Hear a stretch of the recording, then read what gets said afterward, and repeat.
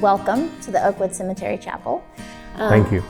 We're excited to have you here and talk about the history of the Austin Fire Department and your experience. What is your name? My name is Richard L. Davis Jr. I was born in San Antonio, Texas.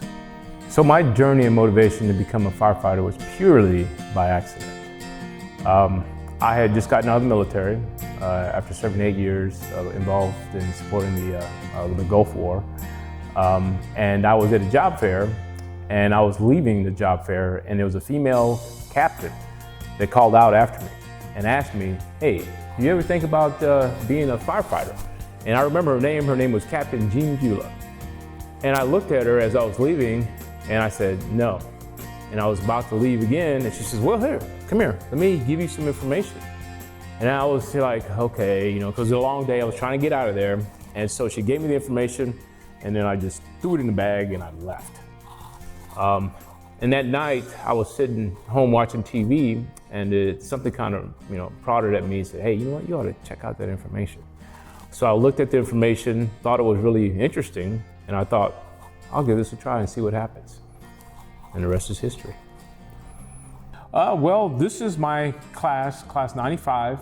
We started our cadet class October 19th, 1992. I am the last of my class. I retire April 19th, 2024. So essentially, I came in the door with these guys. I will be closing the door because the last one that's going through it into the realm of retirement.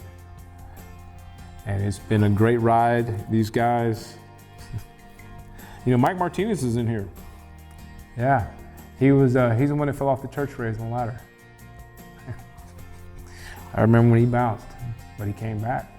He was resilient enough to, get himself back physically, and he graduated with us, as part of the class, So yeah.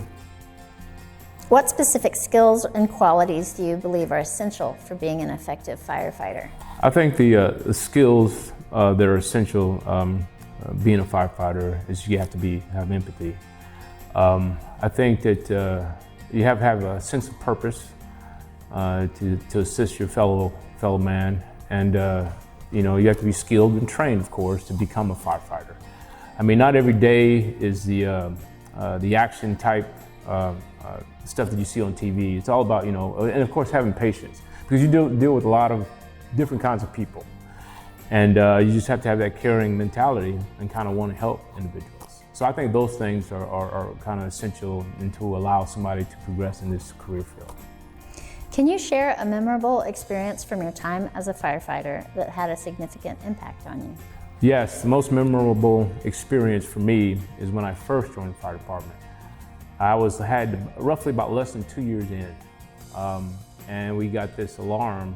It was my second alarm, I believe, an apartment fire. It was Silverstone apartment fire down there at the airport. It was kind of like off of Bastrop Highway. And originally, I was not supposed to go on that call. One of the guys wanted to leave early, and I told him, "You know what, I'll take your place." So I jumped on the truck company, and away we went. And as we arrived on scene, fire was everywhere, blowing and going. And we were gearing up and getting our stuff on and getting ready to take orders as it relates to the fire. And somebody had yelled, "Hey, there's a baby on the third balcony." And so my lieutenant at the time was Jim Wilhite. He looked at myself and Chris Sandman and told us, "Hey, I want you guys to go up there and do a search for that baby, see if you can find it." And we said, "Okay." And as we were about to go up, this female comes out on the third floor balcony and looks down. She was trapped up on the third floor. And everybody started screaming, and we look up and we see her. And evidently she gets scared, and she runs back into her room. And at this time, she had fire that was blowing and going on top of her. And myself and Chris Sandman, we raced up the 3 flights of stairs, and we locate her in the room, and we get her out of there. And then as the fire progressed even more so, the whole building collapsed where she was at. And so myself and Sandman was awarded the Medal of Valor, which was there, and it was like I said, I had less than 2 years in. And the lady, she was so happy that we assisted her And she wrote, actually her sister wrote this kudos letter back in the day, when we had newspapers.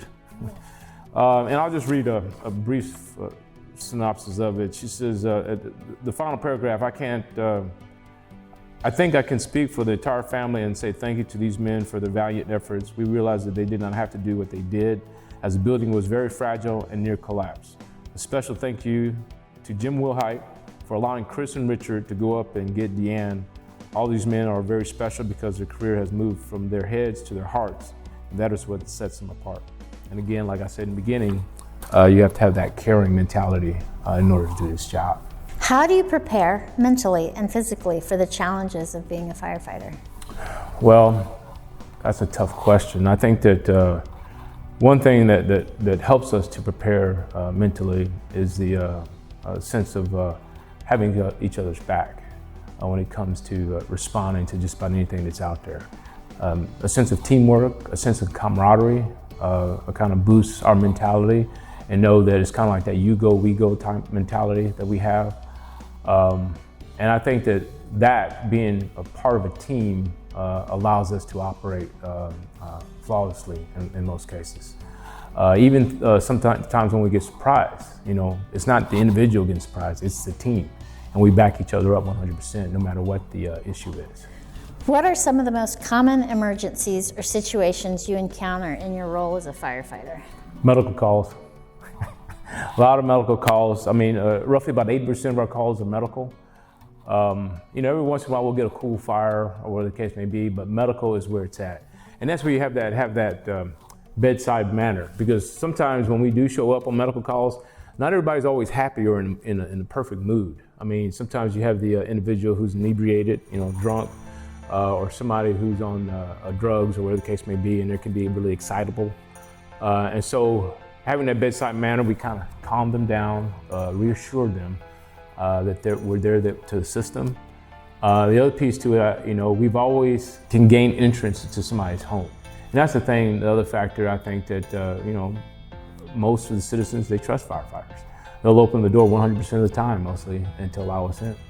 And so that's a good feeling. And I think that goes back to kind of our training, our team commitment, and just having each other's back, and the fact that, we are here for Joe and Jill's citizens.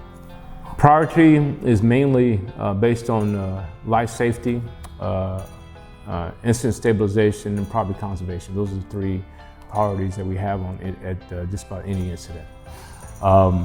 Anything to do with life safety, that's always the number one priority. Whether it's the firefighter or the citizens themselves, that's what we look at first. How can we save this person? Or is there anything that's impacting that person's life? And so we act accordingly, depending on the situation, to address the life safety issue always first, no matter what. Can you describe a time when you had to work as part of a team to successfully handle a challenging incident? Yeah, I can remember a time. And it also goes back to why I think diversity is important. I was a lieutenant on Engine 5 way back a few years. And one of the things that I always thought about and I always saw is my crew was diverse. I had a Hispanic gentleman, I had a Caucasian gentleman, of course I'm African American, I had another African American gentleman, and I had a female on my crew. And I've seen the way that as we ventured through Austin and go to these calls, medical calls, how flawlessly we were able to operate based on the diverse team. One of the instances that I remember particularly is that we made a female that was sexual assault. As I went in, me being a male, I realized that this female being surrounded by all males after being sexually assaulted was not a good thing, because it just made her feel more frazzled and more uncomfortable. So what I did was I told the team, I said, well, let's back off and we'll allow our female to be the lead and work with the lady who's been sexually assaulted. And it worked well. We backed off. We were the ones assisting our female firefighter to allow her to be the lead, allow her to talk to this individual that was going through her event. And we were able to manage the situation really well, and it worked out. How do you maintain composure and professionalism when faced with stressful or dangerous situations? Sometimes it's not always easy.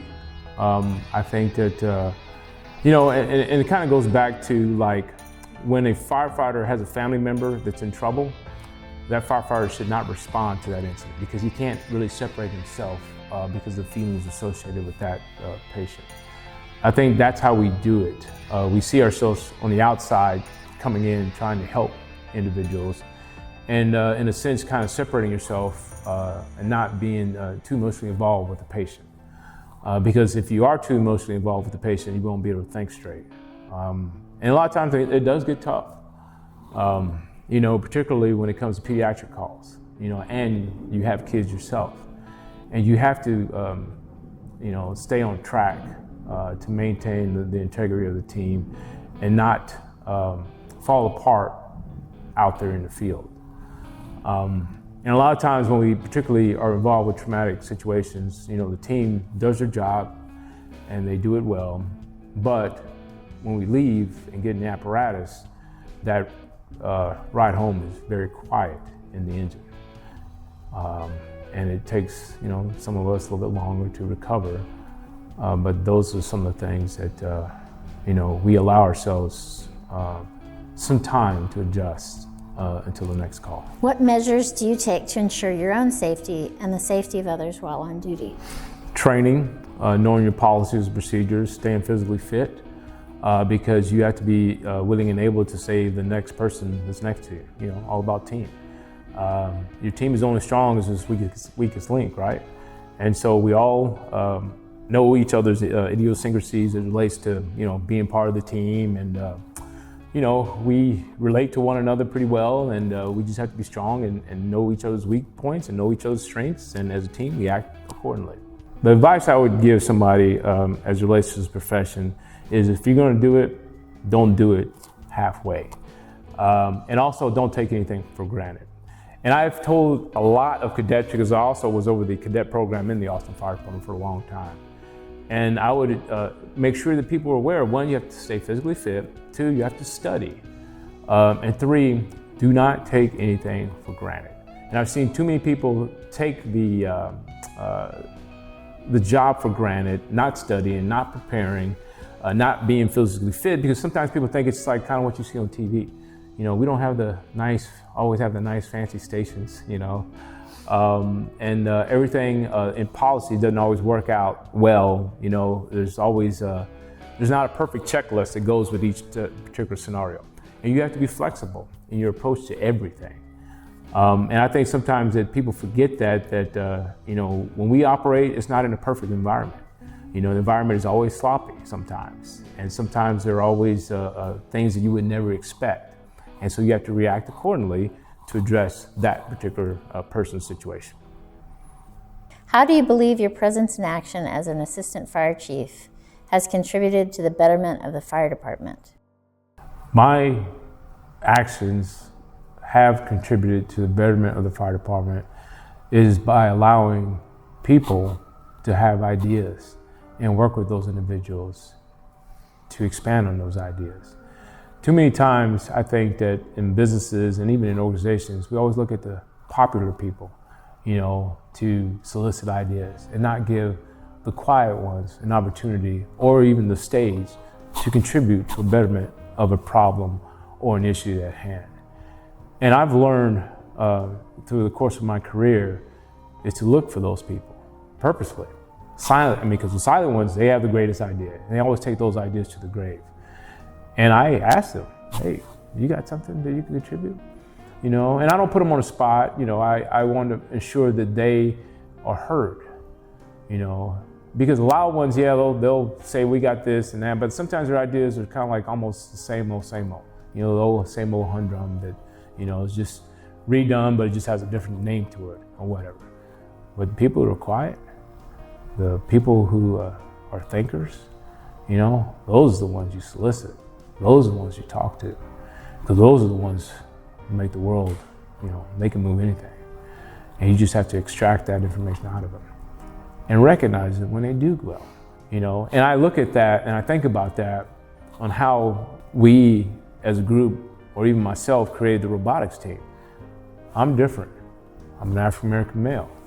You know, how can you, as an African-American male, by God, come up with an idea with a robotics team? You know, and I think that a lot of times we slap individuals' hands because one, they look different, or two, they have an idea that, you know, it's not common. You know, well, lo and behold, now the idea that I contributed is now common. You know, ideas start with a spark somewhere, but then they spread like wildfire once people get to know it and understand it.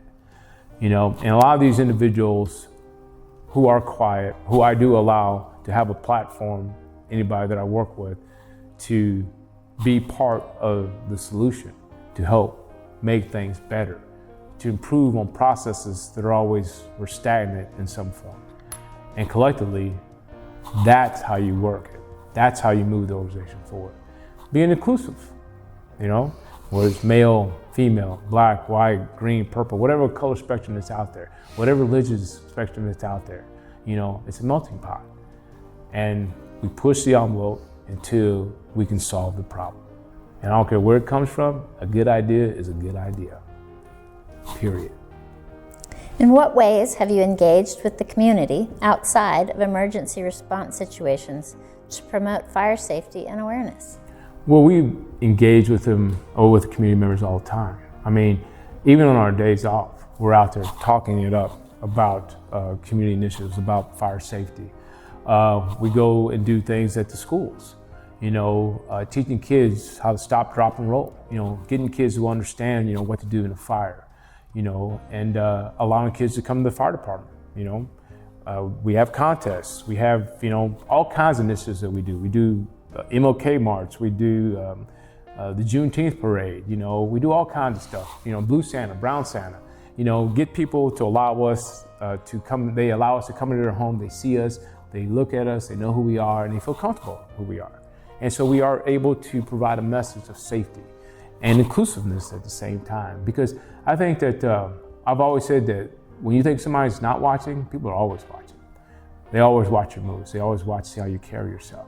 And as me, being an assistant chief, particularly an African-American male assistant chief, you know, I know that I'm a role model, you know, and I carry myself accordingly. And I talk to kids, you know, go to school, you know, do the best that you can be.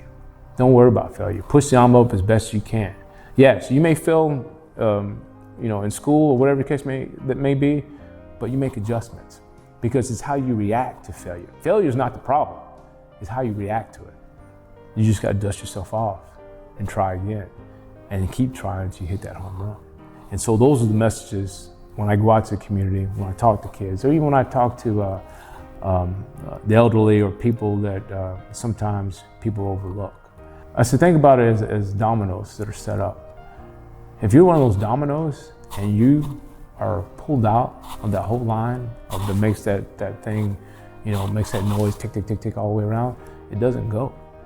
You know, every point in time that you're at, you provided something. You don't know it yet, but you provided some form of assistance or you provided some impact on somebody's lives.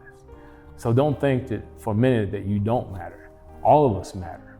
Now, sometimes some of us get highlighted more than others, but that's our own ways of how we attach it as human beings on certain things. I mean, case in point, you know, teachers, one of the most important professions that are out there, but we don't allow them to get paid accordingly like they should. You know, we attach to the other stuff, other things to get paid accordingly. Now, is that the right thing or the wrong thing? I don't know. I think it's the wrong thing. You know, so everybody matters when it comes to social interaction, when it comes to moving us forward in the 21st century, when it comes to making this place a better world. Can you describe some of the most significant ways your role as an assistant fire chief in the Austin Fire Department has made a positive impact on the community? I think that one of the positive impact on the community, of course, is community outreach. You know, we've done a lot out there when it comes to helping and assisting the citizens of Austin. You know, the Red Angels program is one of the programs that has made a significant impact and has garnered a lot of respect and talk from other social programs. Now, when we first started the Red Angels program, one of the things that I wanted to do is to really have an impact. Particularly, it was around Christmas time when when this event happened. We were initially putting the Red Angels team together and starting out and doing our visits with members in the community. And one of the things I said to the team, I said, you know, this is a great program, but I bet you, there's something we can do more. I said, maybe we can sponsor a family, and show them that the Red Angels are around and available for assistance. And lo and behold, we get the call from a citizen who was calling for a friend of hers. The call came in and said that her friend, because she had a child who had some issues, minor disabilities, they weren't going to have a Christmas. They had missed the Blue Santa and the Brown Santa deadline for cutoff. And it was brought to my attention by one of the fire department personnel. And they asked me, said, Chief, what are we going to do? I said, maybe we can do something about this. So I put the team together and I asked them, I said, this is what I propose we do. I said, what are they needing for Christmas? What can we do to fill the void to help them have a nice Christmas? And it was a list. It was a big list, because what was happening is that the lady was sleeping on the floor. Her and her son was sleeping on the floor. They didn't have any furniture. They hardly didn't have any food. She didn't have any toys for the kid or anything like that. She was a single parent and whatnot. And I looked at the list and I remember thinking, well, this is a big list. How are we going to do this? Because I knew that the fire department couldn't give money in that fashion. So I looked at the team. I said, well, we can donate it ourselves. We'll just pay for it ourselves. Who's with me? And people started coming around. Hey, I'll do it. And the interesting thing too is that we even got a company to discount some of their items to assist us in making some of these purchases to this lady. And lo and behold, we were able to deliver those items to her. We delivered a bed for her and her son. We delivered toys. We delivered food and dishes, to allow her to have a good Christmas. And it was a good feeling being in her house or her apartment and talking to her, and she was so appreciative. Now, as we're standing there talking to her, taking pictures, she has this mantle, religious mantle, and we're looking at it, and I remember saying, "Oh, that's beautiful, how you have that set up." And she turns to me and she looks at me, and she said, Chief Davis, I had to tell you something. And I was like, "Yes, ma'am." She said, "Before I got your call, before you guys came here," she said, "I lost faith in God." She goes, "You guys restored my faith in God. Otherwise, I'd have been lost." She says, "Thank you." And I've never had anybody tell me that, the years I've been a firefighter. I mean, those words, what she said, really tugged at my heartstring. I had to walk out. We walked out. And I'm standing there with, because there was some news guys there too, and trying to get my composure. And I asked one of the guys there, I said, "Well, what do you think about that?" And one of the guys said, "Man, that was tough, man. I almost started crying myself." He goes, "I've never heard that either." And that's what I knew. I said, what? This is our purpose. This is what we're here for. This is what firefighters stand for. This is what I stand for, in making a difference. How do you collaborate with other emergency response agencies and community organizations to enhance the effectiveness of your role in the fire department? Well, collaboration is key to a lot of things that we do. It's like a three-legged stool. You have fire, police, and EMS. And so it's like in the fire ground, we come together on any emergency, and we have each other's back. We collaborate when it comes to recruiting. We collaborate on a fire scene or even a crime scene. Say if it's an active shooter event, we collaborate because we have the police officer's back, EMS has their back, and we work together. And so we train together by collaborating. Mass casualty events, we collaborate on that. So everybody knows the play, everybody knows what they're supposed to be doing, everybody knows what their role is. And that collaboration as a public safety entity, allows us to do a better job for Joe and Jill Citizen. And we just keep training, and we make up scenarios and what we think that might happen in order to prove our profession, in order to improve our response, and in order to prove our chances for saving someone's life in the future. Some of the initiatives I've been involved in that prevents fires and to educate the community, one of them is the Red Angels program. And then there's another one, Stop, Drop, and Roll programs. There are other programs that International Association supports. There's a whole spectrum of things that we do. Going to kids, elementary schools and middle schools and high schools and promoting fire safety and getting the kids to understand their role in preventing fires in their homes. So there's a whole host of things that we've done in the past and that we continue to do to support fire safety and fire safety initiatives to allow kids to understand their role and how to save their family if there's an emergency should arise in their household.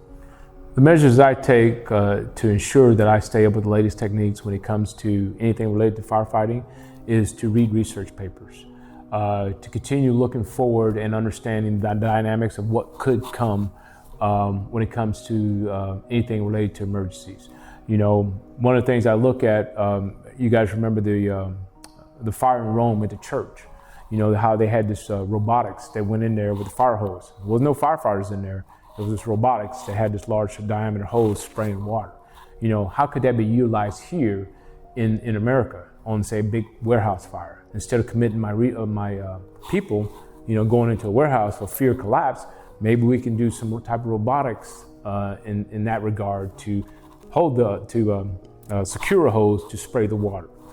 And again, just keep looking forward to the future. I know that Boston Dynamics has this robotics. It's a dog called Spot. This dog can open doors and whatnot. It can go in there. It has all kinds of devices where you can sniff or tell what type of chemicals are there or whatever the case may be. Just kind of keep my eye on the technology as we progress and seeing what's out there, and keep reading periodicals, magazines, and research papers as we move forward and as other people out there come up with these ideas. And also the young people, they are at the cusp of a lot of this new technology because they're thinking differently. They see things differently. I mean, they can get on the internet like nobody's business. And hiring young people to be part of the team, they see things a lot quicker. And that's what I like doing. As I mentioned earlier, asking individuals who are not so boisterous, the quiet ones, to say, hey, what do you think about this idea? Just because I'm an expert in it doesn't mean I know everything. Because I've reversed myself on certain initiatives where I thought I had a great idea. So this is beautiful, this is great, this is how we're gonna do it. And one time, case in point, it had to do with recruiting, as a matter of fact. I had this video that I put together and it was showing all this stuff, running a gun, fires blazing, all this other stuff. And this one civilian girl, she was younger, and I thought I had this great video. This is it, this is gonna draw people in, this is recruiting. And she looked at me and she says, no, Chief, no. I was like, what are you talking about? You don't know what you're talking about. I've been recruiting for a long time, I know, right? And she says, well, if you think you know, that's not it. And I was like, oh, you don't know what you're talking about. So I, walked away. But then my curiosity started messing with me. And actually that was kind of like the turning point in my thinking and how to look at things, that's why I had the epiphany. And so I called her back, I said, so tell me what you think. And so she started telling me why she thought differently about the video and how could we do it better. She said that, millennials don't look at things the same way as, people in my generation look at. And it doesn't really attract them as kind of the same way people in my generation. And then she explained to me, you're not attracting or trying to recruit people from your generation, you're trying to recruit and attract people from my generation. I'm like, ooh. I said, dang, I want you part of my team. I said, I want you part of my team. And it's funny, that same individual is kind of what helped me revamp the Pass the Torch Academy. We changed it from start to finish. We changed it all. And again, that's been one of the crown jewels because we changed it. The Pass the Torch Academy, we did this, turned me into we, because originally it was just a one-day program. We changed into, I think it was at the 7-session program to allow students to get more expanded view of what the fire department's all about. And individuals were able to do everything with the exception of live fire to understand what it really feels like to be a firefighter. My hope to achieve in terms of making a positive impact is to continue to try to change the world, to make it better when it comes to process improvements, to continue to be that avenue of hope, of inclusion, of yes, we can make things work despite of we don't have the resources or we don't have the money or whatever. I think that where I see obstacles and barriers, I see opportunity. And I think sometimes many people, when they do see obstacles and barriers, they stop, and that's unfortunate. And so my message to them is that don't stop. You either go under, over, or through, or around the obstacle. And there's a lot of us that are out there. And also, if you do run into obstacles, I want people to understand the message is that if there's failure, depends on how you react to it. You can overcome just about anything. Everybody has failed. Everybody has made mistakes. Everybody has had ideas that didn't work. But it's how you react to those instances. That's the key. When people say that, oh, your idea is crazy or you're isolated, you gotta be able to understand to walk that trail by yourself. Because sometimes it will be lonely. I walked the trail by myself, where there was no one that wanted to talk to you, no one wanted to be involved with you. Because sometimes you win and sometimes you lose. You just don't want those people to be around you because when you win all the time. You want those people to be around you all the time, whether you win or lose. Those are your true friends, that's your true team. And that's the individual you keep with. It's like a family. Your family doesn't abandon you just because you fail something or just because you made a misstep. What do? They encourage you to press on. And that's what I hope to bring to the young people, to get them to understand my story, to get them to feel like, yeah, I was there. I was, the down and out person. I was the individual that was walking the trail alone. I was the people think that, some of my ideas were crazy. Yeah, maybe they were, but didn't mean they were good ideas. Because sometimes crazy ideas turn out to be good ideas. It just takes time for people to catch up. That's all. And finally, lo and behold, they've already caught up. And so now I'll have more ideas and work with more young people and encourage them to say, hey, yeah, this idea is crazy, but let's try to perfect it to make it better. And allow these individuals and avenues to reach their goals, to reach their pinnacle, and to make something, put something together the world's never seen before. Because everybody has the capability. Sometimes they just don't know it. What's next for you? Well, what is next for me is I plan to be the fire chief in Cedar Hill, Texas. And I hope to bring a lot of my ideas that I've learned from the Austin Fire Department there to move that fire department into the 21st century. I think that that department has a lot of good people, that they have a lot of good citizens there in Cedar Hill. And I hope to bring my enthusiasm, my openness, my encouragement to that fire department so we can change the world, and make things happen, and do our duty when it comes to public safety and serving Job and Jill's citizens. When do you get to start that role? I'm already started. Oh. Yeah. So in this particular situation, I am what they call on terminal leave with the Austin Fire Department. So I retired from the Austin Fire Department on April the 19th. I started Cedar Hill Fire Chief job on January the 16th.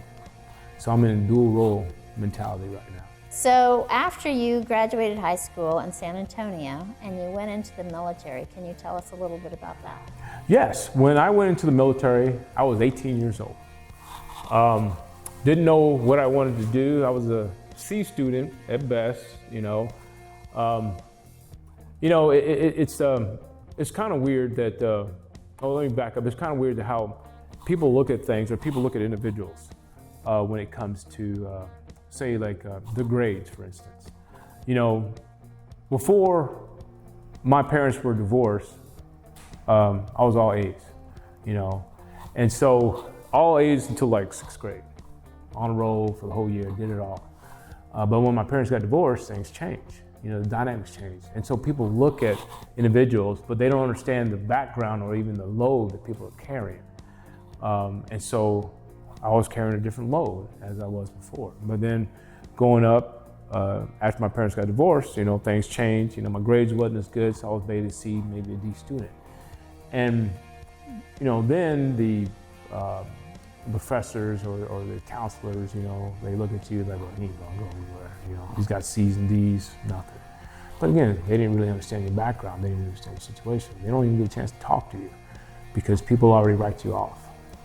And because of that, I said, you know what? I want to do something. I knew I didn't want to hang around at home, because my thought was that you hang around, you get yourself in trouble in some form or fashion. So I joined the military while I was still in high school, in the delayed enlistment program. I joined the Air Force, and I was 18 when I went in. Went through training. My first base was a canal zone. I was in Panama for 2 years. I went during the Grenada incident. I don't know if anybody remembers that.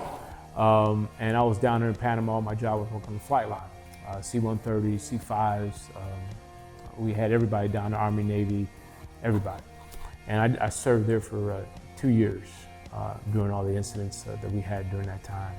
Then I got orders to go to Grand Forks, North Dakota, which I did not want to go, but I went. It was a different experience for me. A lot of snow, really cold. But one thing about Grand Forks, it allowed me to go to school. And when I went to school, at first they put me on probation because I attempted to go to school when I was in Panama, but because of my job, my grades wasn't really that good. And they put me on probation when I got to North Dakota, because my grades were like C's and D's again. And you know, I knew, I said, okay, I know I could do this. And I just took off, you know. And you know, it's funny, I was at work one day and somebody told me, he said, man, I heard you got on the dean's list. And you know, I'm just keeping my head down, just going to school. And I asked the guy, I said, dean's list, what's that? He goes, you got all these grades. I said, oh, is that what that is? Like, yeah. And then, you know, I've been on it ever since, you know, again, because people don't know what story behind who you are, you know, depending on what load you carry. You know, from there, I decided to get out of the military and I joined the fire department, again, purely by accident, because I knew nothing about the fire department. Originally, I was supposed to be a police officer in Dallas, because I was going through that process too. And when I got into the fire department, initially, you know, with some of the episodes that's happened, you know, saving people and seeing the camaraderie and the teamwork that went along with the job, you know, I loved it. And about 2 years in, I got tagged to be part of the recruiting initiative. And I remember thinking like, well, I just got in the fire department, you know, I'd rather be out in the street. And the chief back then was Robin Paulsgrove. He said, no, I want you to do an internship and help us out with our recruiting. I said, okay. And so that's when I got an eye-opener about what people thought about diversity and recruiting, particularly actually African Americans and females. I mean, there was a lot of pushback when it came to recruiting females. You wouldn't believe it. And I couldn't believe it. I'm like, wow.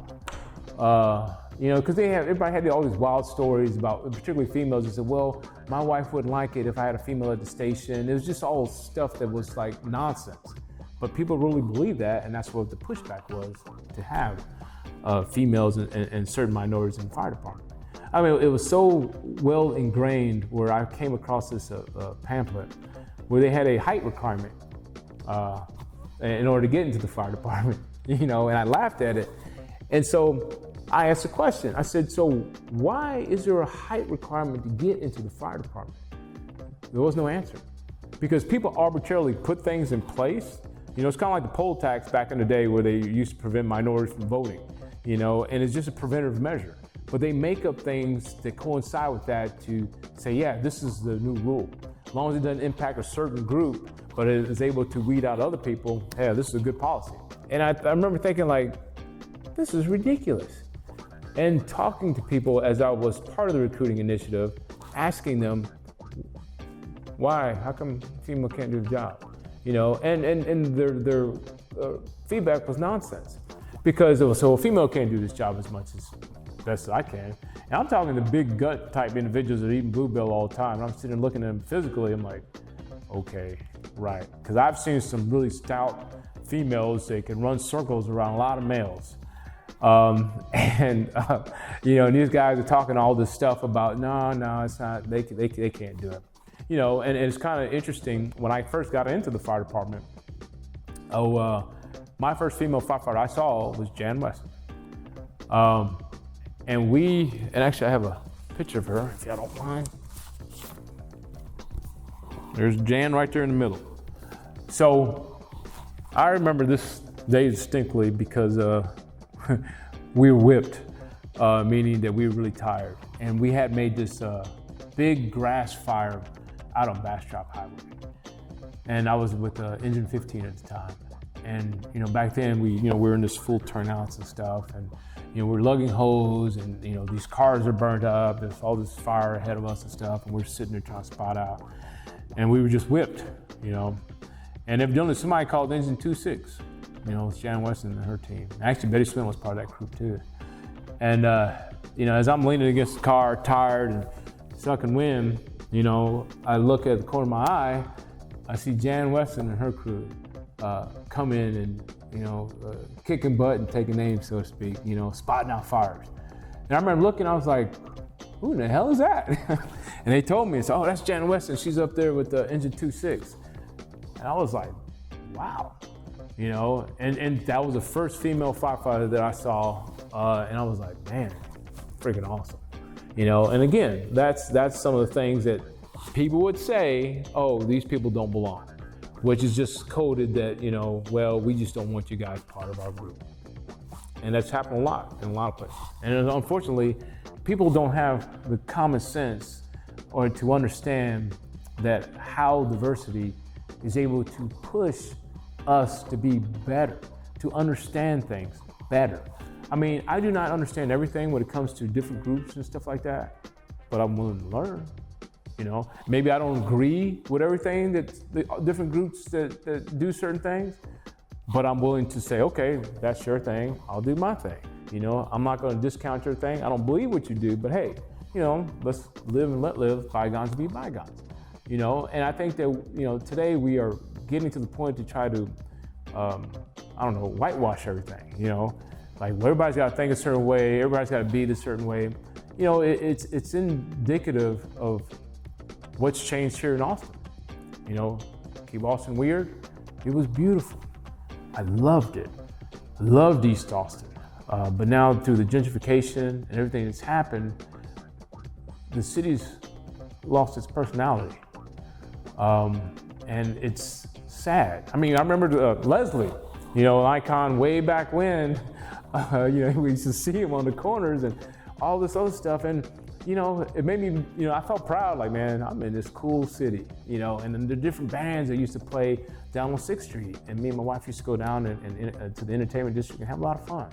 And it was Austin, the Eeyore Festival, all those festivals, Con Festival, you know, the boat races that they used to have, Bob Marley Festival, you know, remember all those things.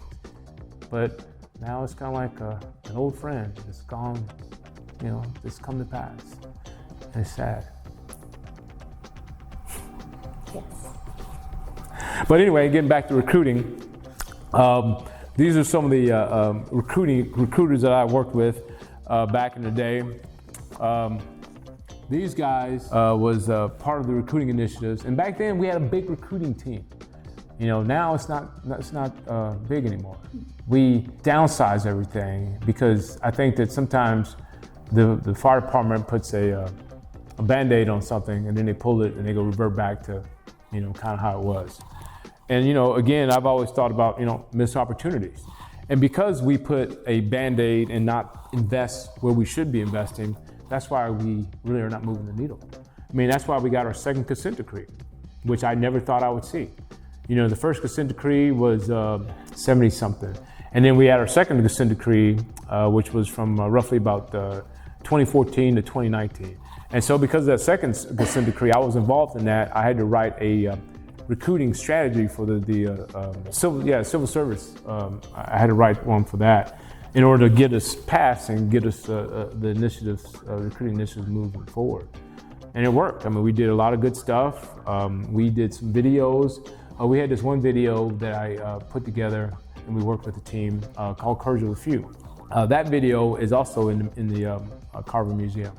And so what I did was I utilized a lot of African Americans. I put that together to make that happen because I wanted young people to see and understand, what the fire department is all about and who is in the fire department. Because we overlook things. And case in point, the Kindred family. I've been working with the Kindred family for years on different initiatives. Well, first let me back up. I believe in you see something, say something. And that's the other problem. A lot of times people are silent when things are not supposed to be where they are supposed to be, but no one says anything. Years ago, they were putting medals together for individuals. They were awarding medals to individuals posthumously. Buford, the individual that drowned way back when during a flood, a group of firefighters decided to put a Medal of Honor for him posthumously. And I thought, like, wow, that's great. And I said, well, why are you guys doing that? Well, we want to honor these guys that died in line of duty. And he was the one that was identified that we would do a medal posthumously. I was like, okay, that's cool. I said, well, there was another guy that died in line of duty. And they asked me, like, well, who? I said, Nathaniel Kindred. Oh, well, we don't know much about him, so we're not going to do anything. And I was like, wait a minute. I said, that's not right. So I asked a question. I said, so what do you need to put somebody in for a medal posthumously? And they told me, said, well, you need to have someone who actually witnessed the individual while he was out there in the situation and how he was impacted and how he died. And I said, okay, all right. So I started doing my own research, and then I came across some individuals who were there. Lo and behold, one of them was my lieutenant, Jim Wilhite. And so I asked Jim, I said, Jim, I need for you to put this medal together. And Jim was the old school type. He said, man, I don't feel like doing that. I don't feel like, I just don't feel like writing that stuff. I said, well, I'll tell you what, I'll write it. You just sit back and you tell me the story. And I'll submit it and I'll do all the work for you. And it's something I didn't have to do, but it was the right thing to do. And that's the thing, people sometimes don't want to step up to try to do the right thing. Yeah, it was more work for me, but it was the right thing to do. And one of the things that their family, his family, Kindred's family, appreciated it.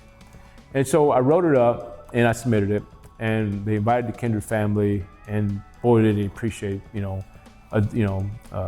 awarding his dad posthumously the Medal of Honor. And so much so, I've been, knowing the Kindred family for years. I've been to their house. I met the Kindred's wife. She's since passed. Matter of fact, I recently came from an event with the Kindred family at the Firefighters Ball. And, they have definitely appreciated all the things that we've done to keep his dad's memory alive. And that's one of the things that I appreciated in being one of those vocal individuals to say, like, hey, what about this? What about that? Now, sometimes my colleagues don't appreciate that because, and that's the thing that I do not understand. Why? If something that allows us to highlight some of the things that we've done, why? I mean, even like and I can tell you this, so like the robotics team, my fire department never exercised anything. They said, hey man, Assistant Chief Davis, man, put that together. That's why I'm here to tell the story, because it'll get lost. But the two guys that I worked with, Drew Reyes and Coy Kessler, they'll tell you all day long, oh yeah, Chief Davis, yeah, we were part of that. And those guys, those are my guys. Those guys will tell you how we worked it, how we put it together. And even the team today, they know. The current program managers, they're carrying on our legacy. And a lot of people are joining the program and being part of it. It's great. Just an idea that we had way back in 2014, I believe it was, 2013, 2014. And it's going strong today. and that's our legacy. Can you tell me a little bit about the Austin African American Firefighters Association and the ball? Yes. So the Austin African American Firefighters Association, it was started way back when, I can't remember the exact date, but I know the first president was Ray Hendricks. And actually Ray Hendricks is actually in this picture, young Ray Hendricks. Let me see if we get a better picture. Oh, here he is right here. That's Ray Hendricks right here on the side. So when I first started the fire department, there was no African American Firefighters Association. And because of the exclusiveness some of the African American firefighters were feeling, they decided to put together their own association. And Ray Hendricks was the first president. Now, once this was put together, there was apprehension about the African American Firefighters Association being included in some of the collective bargaining, or not then, it was I think it was meet and confer initiatives back then, where some of the initiatives that we wanted to be included in were not. So a lot of us African Americans were in two associations. We're also in the local union and also part of the African American Firefighters Association. But because we were being excluded in some of the initiatives that the union was putting together, we decided via the president to get out. And he said, I want all the African American firefighters to get out of the association. So we all did. We jumped out.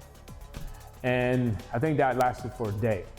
The union came back, says, okay, we will include some of y'all's initiatives and kind of what we're trying to do, and just please come back. Because the idea was to have a voice of one when it went to the council members and trying to push whatever initiative they were working on back then. And so they allowed us back in, and so we as a group got back into the association. The African American Firefighters Association had many presidents. I was president briefly for roughly about 9 months I was president. And so, we push initiatives that, benefit the community. We give scholarships, Ed Bridges scholarship that they've given out for years. And, we bring people together to highlight some of the things that African Americans have done in the community, and highlight some of the things that African American has contributed when it comes to being firefighters. Now, one of the things that happened this recently is that, and I mentioned this earlier in my interview, is that a lot of times minorities in particular are not recognized when it comes to awards in the fire department, because the fire department has this awards banquet. And a lot of times, sometimes some of us get excluded from the awards program. And for instance, I put together two crown jewels, actually 3 crown jewels of the program. Red Angels program, never got recognized. Red Team program, never got recognized. Revamping the Pass the Torch program, never got recognized. And originally I thought, okay, yeah, maybe so, that's fine, or anything like that, because you're not doing it to get recognized, you're doing it for the community. But then I started thinking about, sometimes we are a detriment when we come to ourselves and to the cause, is when we're too humble. And I struggle with that, because a lot of times we have this mentality, and it's kind of ingrained as you're growing up. Well, don't draw too much attention to yourself. And I've struggled with that. Well, don't draw too much attention, kind of lay low, because you don't want to feel like you're kind of fanning the flames and drawing too much attention to yourself. But I since have gotten over that. Yes, I put it together.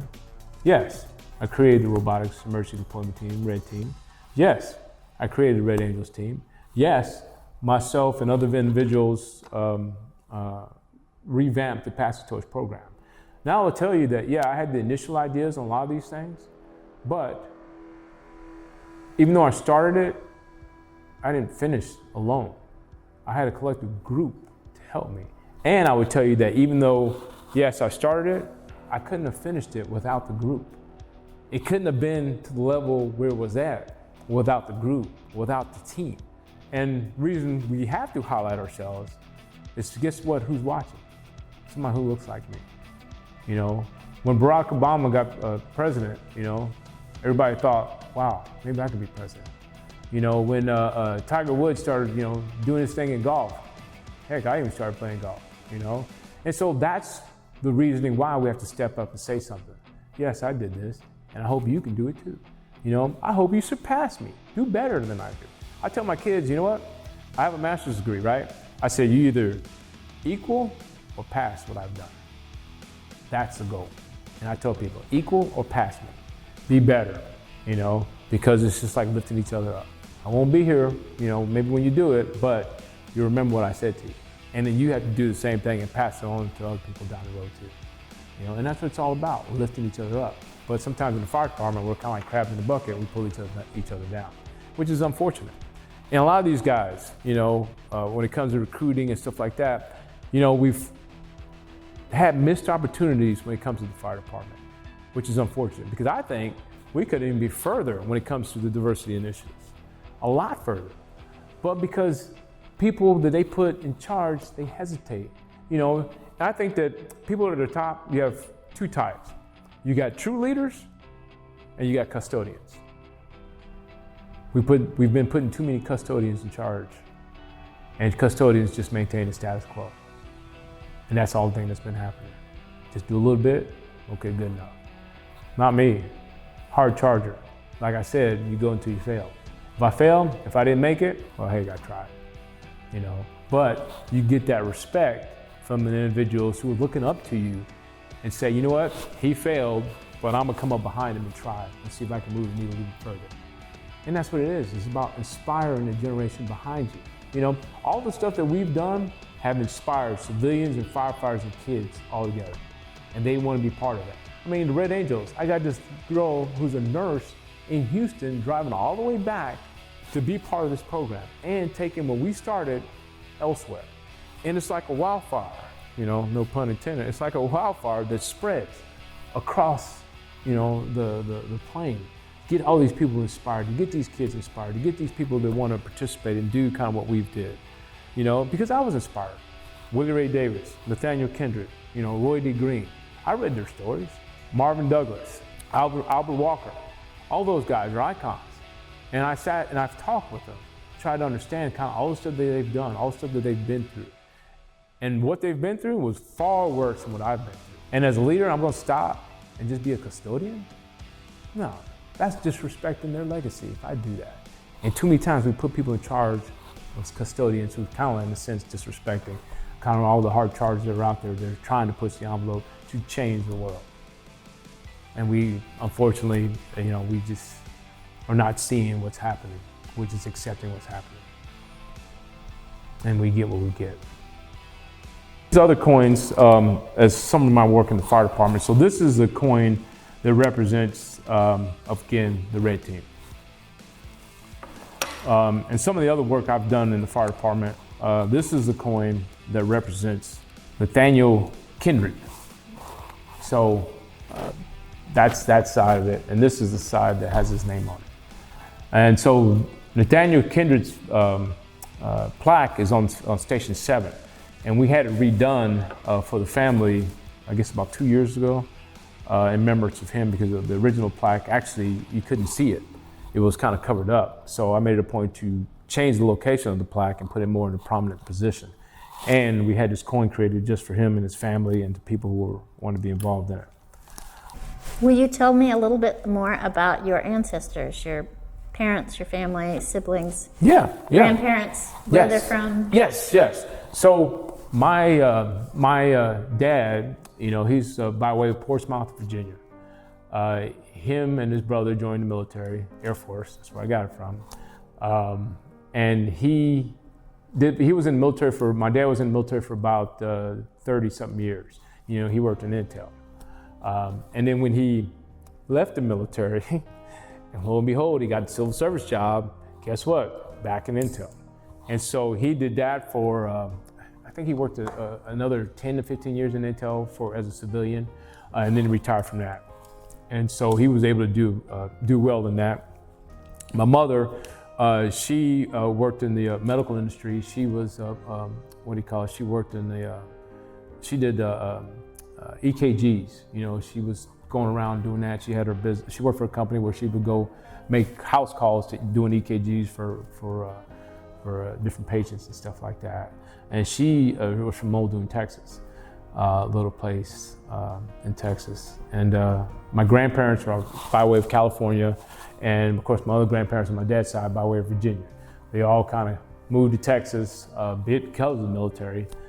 And of course my mom passed away when she was 49. She passed away soon because she had gotten sick, scleroderma, something I've never heard of, but it took her pretty quick.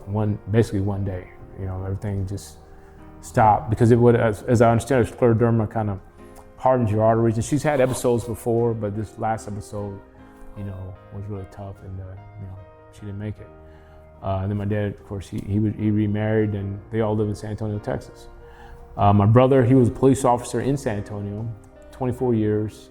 Prior to that, he was 11 years in the Army. My sister, she works in the church. She has businesses throughout San Antonio with her and her husband. They're in the car repair business. And collectively, my family is, like I said, a mix of different races and stuff like that. Caucasian, Hispanic, Filipino. We've all come together. We're kind of like a melting pot. And that's one of the things I can appreciate, when I do go home for family events and stuff like that, because I think that's kind of what grounds me in generating and being open when it comes to understanding.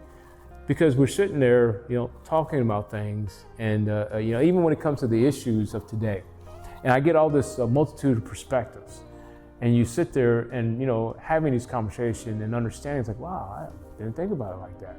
And so it's like having a library of books that you're being surrounded with, but it's in people, understanding and getting perspective and learning, and not being so closed-minded. And I think that's what's wrong with some of the times that, in today's world, is some people are closed-minded and think like, this is the way, this is the only way. And some people are scared to cross that threshold of being open-minded because they figure that they're gonna lose something, which I still don't understand what you're gonna lose. Because at the end of the day, we're all on the same path of we all will be one day buried. We'll die and we'll be buried. And you have to think about your contribution to the world even before you get to that. And think about, what have I done to make things better? Was I closed-minded and scared to make a move or do something differently because of a certain ideology that, because I'm who I am, I'm not supposed to act a certain way or be a part of a certain way, or even invite somebody of a different faith or a different race into my home? Wow, imagine if I did that before I died. What could I have learned? Because people worry about, well, what would my friends think? What would they think? Who cares what they think? If they, they can close their eyes, shut their eyes. Don't matter what they think. What matters is what you learn, and from what you learn, what could you do with it to make things better? And that's kind of the mindset that we all should have. And that's how I carry myself, and all the things that I've done, and all the people that I've learned from Jan Weston to all the chiefs and Betty Swint to Willie Ray Davis, the Kindred family, all of them, have provided me perspective in some form or fashion. This is another project I worked on. This is the almost in the same spirit of Nathaniel Kindred. This is the Betty Swint coin. So she was the first African female that I worked with at Engine 26, along with Jan Weston. She was also at that station before me. And so we created that for her. And she came back and we gave her a commemorative welcoming, and they did a story on her and her ulcer that she's done for the fire department. And I thought that was important because that's sometimes the sad truth is like when she left, there was really nothing to tell her story about some of the things that she did, and she contributed a lot because I know I worked with her. I was on the front line with her in a lot of cases. One of the things that I used to, as a rookie when I was a firefighter, we used to go to this convalescent home. There was a convalescent home way back in the day on Weberville Road. It was called Lala. Of course, it's since torn down. ACC campus is over it now. And we used to go there all the time. And one of the things I always used to notice is that people were sitting there, it almost seemed like kind of like just waiting to die. And then I imagine like, kind of like, well, how'd they get here? What happened? What's their story? Stuff like that. And some of them probably would have spectacular stories, but that's kind of got me thinking, and some of the remnants of my mind of why I push some of these initiatives, because some of the times you learn throughout life as you go through these trials and tribulations of seeing things in different formats of kind of like, well, what can I do to make things better? What can I do to kind of offset that? What initiatives could I do? And what things or people I can bring together to make things happen, make things work. How can I get people to tell my story and hear my story about what I've seen and give my advice of what, even if I'm not here one day, take kind of what I say and, make it better, add on to it, and push the idealism forward, and to have an impact on somebody's life 10, 15 years down the road. If I can do that, have that contribution, then I've done my part. I was part of that domino and that whole line of stuff to make things better. And that's something that I can definitely appreciate and smile about. Are you and your current family part of any community organizations or groups? My current family and myself, I am part of a lot of the military initiatives. Of course, I'm still in the military, matter of fact, I'm in the reserves. But my family, like I said, is mostly with the public safety and the military. And then of course my sister, she's big in church. Me being in Cedar Hill, I am working with churches in the Cedar Hill area because I know that they have a big religious following up there. And they do believe in their public safety officials, and they definitely want their public safety officials to contribute and be part of the initiatives that they have. And a lot of times we work with humanity efforts, community efforts in building people, doing building services in people's homes. And matter of fact, I just had a meeting with somebody, it was actually earlier this week, about initiatives like that, building ramps for elderly that otherwise wouldn't have the means to make their houses better. I have the means, I've been blessed with physical capability to do things, been in a position to do things. Why not give back? Because life is all about balance. You just can't be a taker. You have to give, whether it's your time, whether it's your money, because that's what makes things, balance. That's how we are supposed to be, I would think. That's how it should be, And I think that if we did more of that, maybe, people would be more tolerable, not so angry all the time. Because you're not gonna get everything you want, but you'll get everything you need. And that's how it should be. I've been assistant chief, probably one of the longest assistant chiefs in the history of the fire department, from 2009 till 2024. Long time. Of course, when I first got promoted to assistant chief in 2009, of course, there was a lot of controversy. Myself and Matt Orta were lieutenants when we went from fire lieutenant to assistant chief. We skipped 3 ranks. One thing I give Chief Kerr, who was our chief during that time, she had the courage to do that, which is awesome. And then she had backing from downtown. She took a lot of flack from it. Chief Kerr was the first female chief of the Austin Fire Department. And she took a lot of flack from that. And I do credit her in doing that and allowing me to become an assistant chief. But the rank and file firefighters, they hated it. So in this particular case, we went from lieutenant to assistant chief. We skipped 3 ranks, like I said.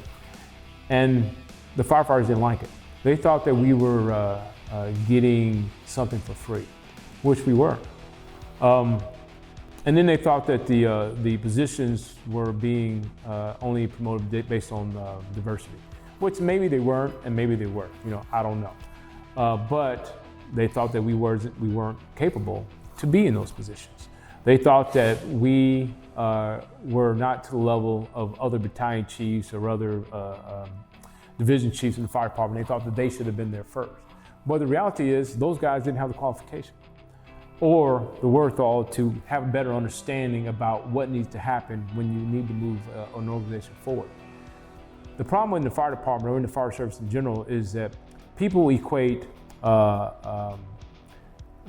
capability or ability based on operations, meaning response out there in the response world.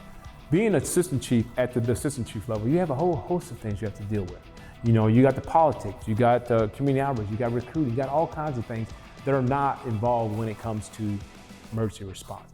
Now, there was an assistant chief that will be over emergency response, but you have like 4 assistant chiefs that helps manage the fire department, each of them with different responsibilities. But people couldn't see that. Only thing they saw was color.